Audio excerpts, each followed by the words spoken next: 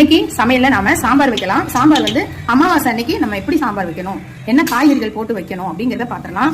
அதுக்கு முதல்ல கடாய் வச்சாச்சு, கடுகு நல்லா வெடிக்கட்டும். அடுத்து கடலைப்பருப்பு கொஞ்சம் சேர்த்தாச்சு, ஜீரகம் கொஞ்சமாக சேர்த்துக்கலாம், கொஞ்சம் மிளகு போட்டுக்கலாம், வெந்தயம் சேர்த்துக்கலாம், வெங்காயம் கருவேப்பிலை சேர்த்துக்கலாம், நறுக்கி வச்ச தக்காளியோட ஒரு கப்பு வெள்ளை பூசணிக்காய் சேர்த்துப்போம்.